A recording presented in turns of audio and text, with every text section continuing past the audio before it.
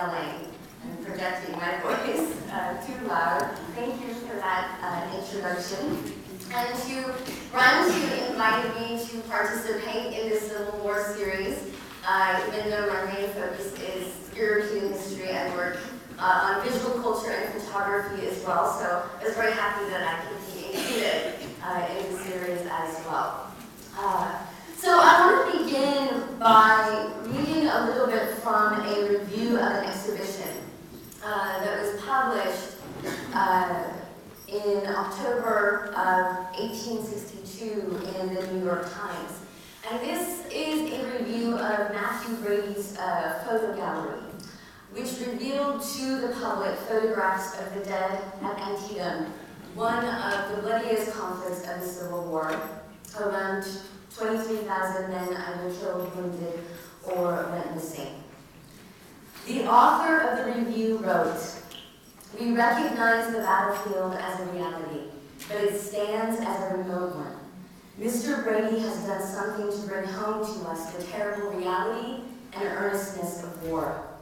If he has not brought bodies and laid them in our doorways and along the streets, he has done something very much like it. The dead of the battlefield come up to us very rarely, even in dreams. We see the list in the morning paper at breakfast, but dismiss its recollection with coffee. There is a confused mass of names, but they are strangers.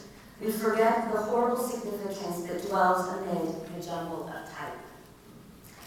Other articles in popular journals like the Atlantic Monthly and Harper's Weekly describe the photographs and the exhibit, as well as reproduce some of the images via woodcuts, invariably focusing on the first studies of death. The photographers employed by Matthew Brady, Alexander Gardner and his assistant, James F. Gibson, had arrived at the battlefields of Antietam before the dead could be buried, and for the first time, the public saw photographs of death. The New York Times reviewer wrote, "There is a terrible fascination about it that draws one near these pictures and makes him loath to leave. You will see hushed, reverent groups standing around these weird copies of carnage, bending down to look in the pale face of the dead, chained by the strange spell that dwells in dead men's eyes. We would scarce choose to be in the gallery when one of the women bending over them should recognize a husband, a son, or a brother in the still lifeless lines of bodies that lie ready for the gaping trenches." Dr. Oliver Wendell Holmes, who actually traveled to Antietam to search for his son who had been shot in the neck, he actually survived, but he traveled there and was able to view some of the aftermath of the battles, wrote that viewing the photographs was, quote, "nearly like visiting the battlefield, that all the emotions excited by the actual sight of the stained and sordid scene, strewn with wrongs and rights, came back to us. The photographs," Holmes said, "would be buried in the recesses of our cabinet, as we would have buried the mutilated remains of the dead they too vividly represented." And I think here Holmes clearly evokes the emotive impact of the images and the actual material photograph itself, but perhaps the memory of the war itself and burying the images of the dead. No longer was war an abstract and romanticized image of heroic invincibility or narrated through paintings of generals and famous battles. Rather, the photographs captured and transmitted almost immediately the everyday life of war, camp, makeshift field hospitals, destroyed buildings, ordinary soldiers, slaves, freed slaves, Southerners, Northerners, camp women, wounded war veterans, generals, presidents, prisoners, ships, horses, and of course, the battlefield scenes. War photography, I argue, cannot just be understood as accurate or inaccurate representations of warfare, nor as documents of pure objectivity and unmediated truth, but must be read as objects created, viewed, and interpreted in specific historical contexts. We know, for example, that photographers sometimes arrange their compositions, moving soldiers around on the battlefield to create more dramatic images, or to create a certain understanding of aesthetics of the war. But I'm not necessarily interested in kind of truth with a capital T when it comes to the photographs, but I'm interested in how the photographs are perceived. The function of the different kinds of photographs during the Civil War, and how photographs contribute to our collective memory. And I argue that what we imagine as Civil War photographs often are perhaps maybe not the most popular images, for example, that people saw during the war. By the middle of the 19th century, developments in photography allowed for a more widespread reproduction of war. There were a handful of photographs that were taken during the Mexican-American War by an unidentified photographer. But the first kind of war captured in total was the Crimean War by Roger Fenton. But even his photographs did not nearly number the size of the collection of photographs compared to the Civil War, nor did they have such an impact on the general public. And photographs, of course, are not the first images of war that people saw. In the past, people mostly viewed war through images of paintings or prints. This was their primary conduit to seeing a battle or a conflict. And usually these images were of heroic battle scenes or heroic generals that symbolized the larger meaning of a conflict. And often they were created months or sometimes years or decades after a specific conflict. And I just want to give you one example of this. One that you might all recognize: Washington crossing the Delaware. And certainly this is a symbolic image of the Revolutionary War. It was not painted in 1776. It was painted in 1851 and in Germany. And lots of people wanted to take apart the image and say, oh, it's not the Delaware, it's really a study of the river of the Rhine, and the boat is too small, it would have capsized, you know. But this was often kind of the idea of a more grandiose understanding of war. The photographs would have a different function for the public. The public would also begin to see war in sketches that would then get into the illustrated press. And the illustrated press was really a growing mass media in the mid-19th century. They were unable to reproduce photographs. This process begins in about 1890. The photographs would be transferred into woodcuts. And so there was an understanding of reproducing a photograph in that manner. The Illustrated Press published one of the most famous images before the war began, and this is of the 1816 campaign, the image of Abraham Lincoln. Scholars argue that this is the first time that photography plays a role in presidential politics. Lincoln had his portrait taken by other photographers before. But the story goes that Mary Todd, his wife, didn't like any of these images and did not see that these were acceptable to be circulating among the general public until Matthew Brady took this photo. And when Matthew Brady described taking Lincoln's picture, he said in the beginning it was a little bit awkward because Lincoln was very tall, but he was not necessarily very tall and handsome. He wasn't photogenic at the very beginning. So Matthew Brady described how he pulled Lincoln's collar up so that his neck didn't look so long and skinny, and it hit his Adam's apple, and tugged hair over his ears so that they didn't stick out as much. And apparently Lincoln was very pleased with this reproduction, as was his wife.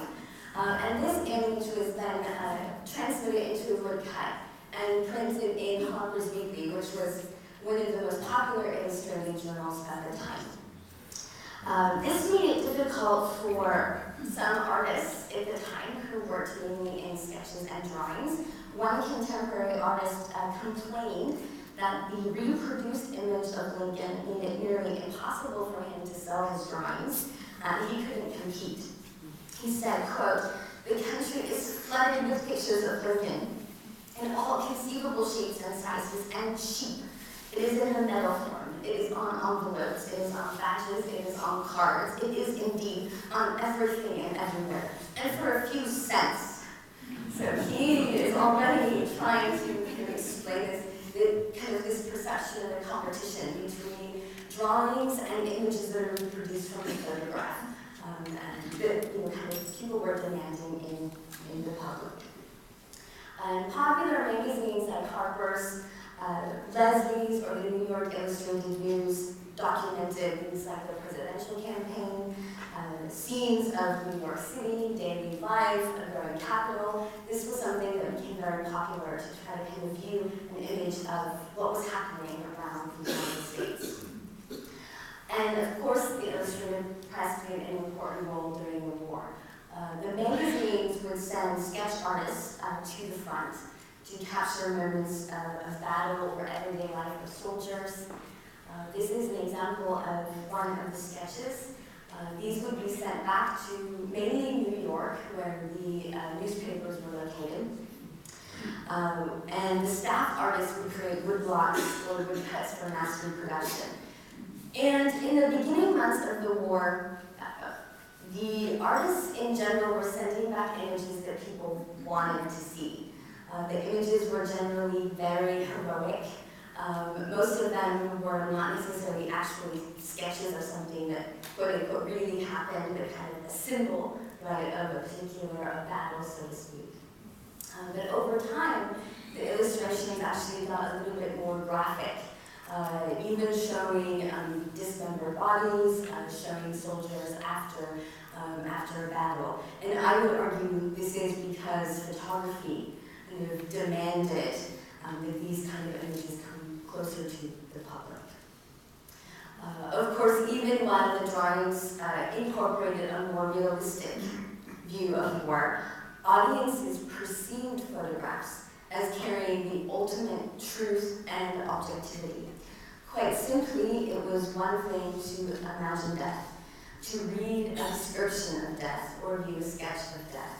It was another to see death in all of its messy detail. Audiences had an opportunity to view these photographs of war at Brady's photo gallery.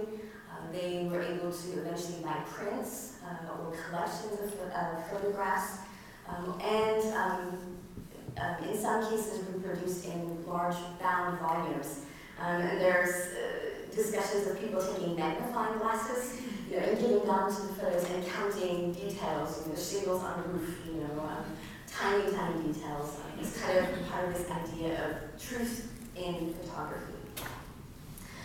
Even though, of course, it was possible to take images of war, there were still severe limitations. These aren't the days of our nice point and shoot, where we have a cell phone to take images of everything. Action shots were out of the question because the exposure time was too long. Equipment was still heavy and bulky. The cameras required a tripod, and the difficulties in photography were also practical in nature. Photographers had to obtain fresh photographic supplies, for example. They had to figure out ways to carry their bulky equipment around with them, and of course the heavy glass plates that were used for the wet plate process. Some photographers were lucky enough to have a wagon to kind of carry along a portable darkroom, but generally this was not the case. Regardless of these challenges, there were numerous photographers who collected documents during the Civil War, but of course there's one name in particular that is associated with Civil War photography, and that of course is that of Matthew Brady. He employed hundreds of, or I shouldn't say hundred, but created hundreds of different kinds of photographs by employing a variety of photographers, which he often presented under his own name. He became most famous for opening 2 galleries, one in Washington, one in New York, as portrait galleries showing famous people, statesmen of the day. And I want to read just a tiny review from the American Journal of Photography from October of 1860, which I think exemplifies this view of what photography would do for the future. And Matthew Brady himself even mentioned seeing himself as a historian of sorts, collecting documents for the future. The prosperity which Brady has now opened throws a marvelous light upon the means which we shall bequeath to our posterity of knowing what manner of men and women we Americans of 1860 were. All our books, our newspapers, all our private letters, though they are all to be weighed yearly by the ton, rather than counted by the dozen, will not so betray us to our coming critics as the millions of photographs we shall leave behind. And Brady certainly believed in his mission and believed in photography. He not only organized his own army of photographers, but sunk about $100,000 into his venture and went into vast debt after the war. During the war, he could make a substantial amount of money on his portraits or on selling particular prints. But during the war, many of his photographers left him and set up their own studios and printed under their own name. And after the war, the sales of Civil War photographs plummeted. And historians argue that in this case, people were not necessarily willing to spend money on the conflict after it was over. That it would only be a little bit later that people would become reinvested in photographs of the Civil War. Eventually, Brady actually sold a whole set of negatives to the Library of Congress. And so we historians are very lucky that the government bought them. In any case, Matthew Brady's photographers, like Andrew Gardner, Timothy O'Sullivan, George Barnard, and David Woodbury, continued the tradition of photographing battlefields after Antietam. Many of these were initially published under Brady's name. And arguably to us, and to any particular moment during the war, these are the most iconic images, which I would argue are still pretty gruesome today and have an emotive impact. These images, that, by the way, was an example of Brady's photo gallery. I didn't do that. But these images that would continue to be photographed after the war, like this one, The Harvest of Death at Gettysburg, this is one of the most reprinted images of the Civil War. Gardner, O'Sullivan, and James Gibson documented the Battle of Gettysburg and made around 60 different images. And a historian of photography calculated that 75% of these images showed, quote, floating corpses, open graves, dead horses, and related details of wholesale carnage, end quote. And the question, of course, is why? Are they just documenting the war itself? Or is there now a particular understanding of what the audience would like to see, or a particular kind of aesthetic, so to speak, of the war? And I would argue that in some ways, this was also a way to kind of re-romanticize kind of war or death in war. And I'm going to give you just one example of that. This image, known by 2 different names, actually more than 2, but most famously, Home of the Rebel Sharpshooter, or Dead Confederate Sharpshooter in the Devil's Den. And this is one of the images that was reprinted in this book, Gardner's Photographic Sketchbook of the War. There was 2 volumes, Volume 1 and Volume 2. And these were published in 1865 and 1866. And I want to read you first the preface that Gardner wrote for his collection of photographs. He said, "Verbal representations of such places or scenes may or may not have the merit of accuracy, but photographic representations of them will be accepted by posterity with an undoubting faith. So very clearly from the outset saying, this is going to be truth with a capital T. In the book itself, the image was printed on one side, and on the other page was a descriptive narrative to explain what the image was about. And I want to read to you the dramatic retelling of Home of a Rebel Sharpshooter. The sharpshooter had evidently been wounded in the head by a fragment of shell, which had exploded over him, and had laid down upon his blanket to await death. There was no means of judging how long he had lived after receiving his wound, but the disordered clothing shows that his sufferings must have been intense. Was he delirious with agony, or did death come slowly to his relief? While memories of home grew dearer as the field of carnage faded before him, what visions of loved ones far away may have hovered above his stony pillow? What familiar voices may he have heard, like whispers beneath the roar of battle, as his eyes grew heavy in their long last sleep? In order to create such a photo, Gardner and O'Sullivan moved the body of the dead Confederate soldier around perhaps 40 to 70 yards, positioning him near the sniper's wall and propping up a rifle beside him.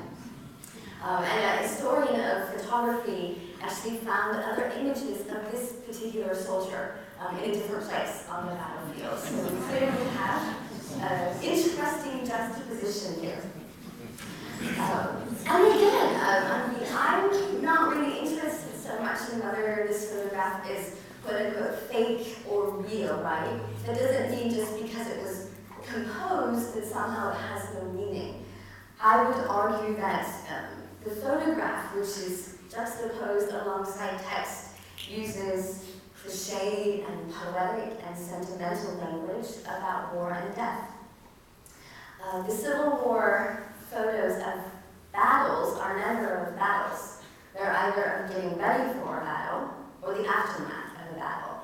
So the text helps the viewer to fill in the details, so to speak, of what happened. And the audience is kind of pushed or motivated to interpret the image in a particular way and to place the image in an overall narrative of war. What I think is also interesting is not just kind of almost a re-romanticization of the soldier with this kind of language, but also just noting that these are also images of ordinary soldiers. And for the first time, whether you can imagine the photograph is fake or real, you have ordinary men who are now taking part in war and who are memorialized in battle. And I want to give you a couple examples of the non-gruesome photographs from the Civil War, because these are actually the majority of the photographs. Photographs like this, a group of soldiers in Petersburg, Virginia, who are resting after a drill, playing cards or reading letters. A group of sailors resting on the deck of the USS Monitor in July of 1862, also pointing out to naval battles as well. A photograph of tent life of the 31st Pennsylvania Infantry. And I really like this photo because it shows something very different. Can anybody guess what is really different? The woman. Yes, a woman. There's a woman in this photograph.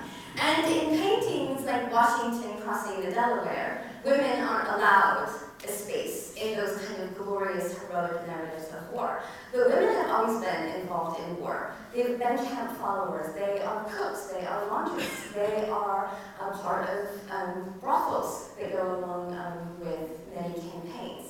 But here you actually get to see, right, this kind of acceptance, or at least a general understanding, right, of women's space in war as well. So although the most, I say, iconic or emotive images are of the aftermath of battles, and there are many images of everyday life within the camps, for people living during the Civil War, the most popular images for them were the carte de visite, or the visiting cards. These were about 2.5 by 4 inches, printed photograph that you could put on a piece of cardstock. And they were incredibly popular with soldiers who would give them to their mother or father or their wife or children before leaving home. Soldiers could also take photographs of their sweetheart or their families with them to the battlefield. In fact, the imagery of soldiers looking at the photos of their loved ones or tucking them into their uniform pocket are part of poetry about the Civil War and writings about the Civil War as well.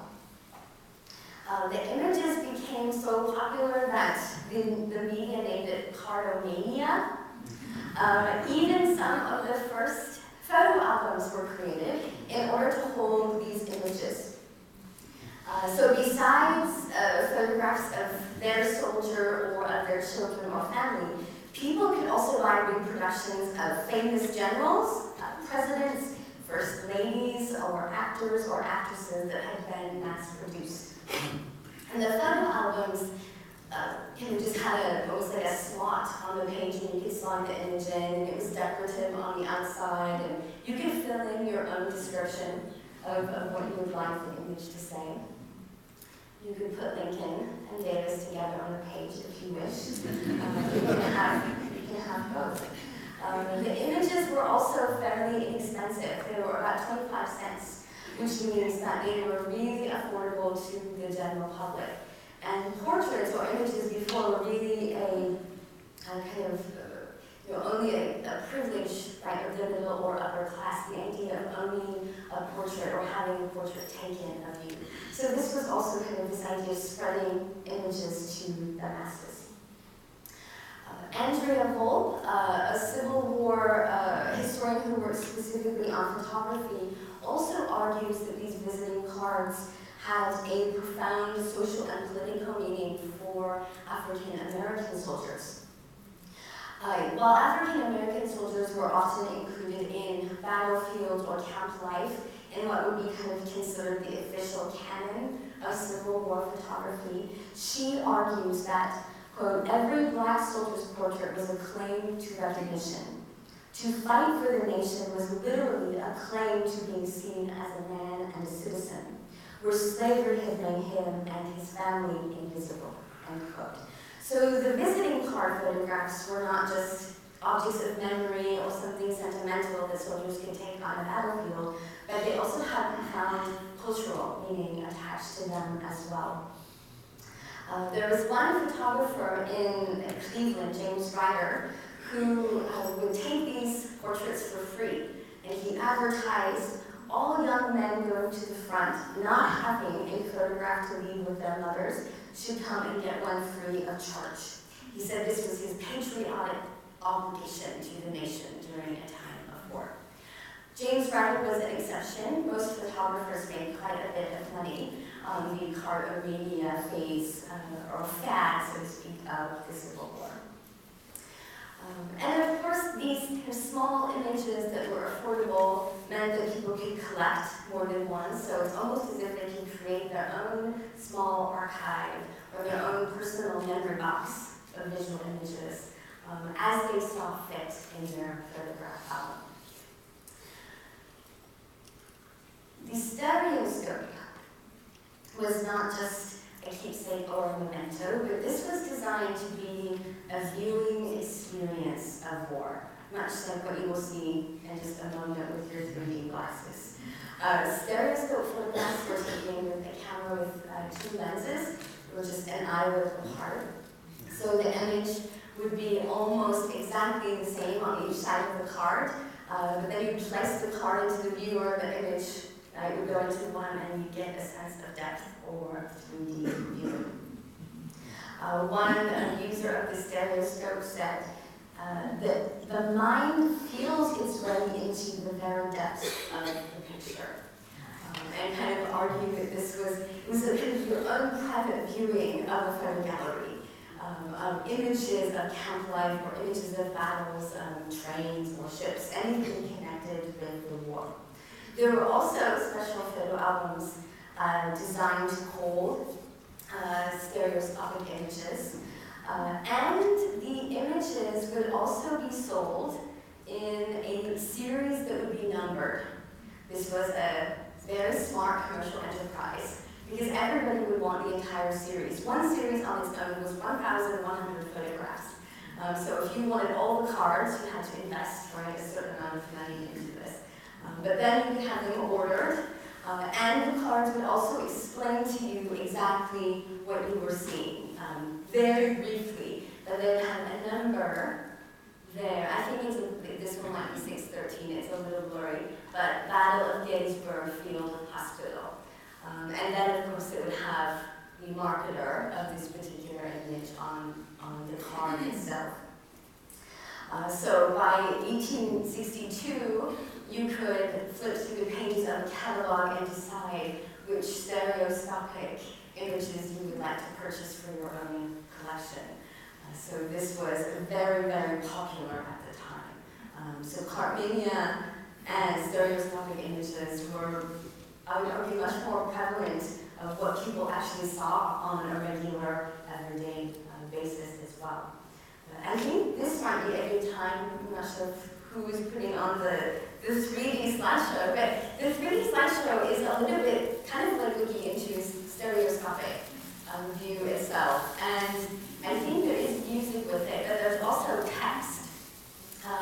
So even in our viewing of Civil War photographs today, there's still some kind of explanation that goes with it. There's still a narrative that is attached to this particular perspective of the Civil War. So, yeah, I think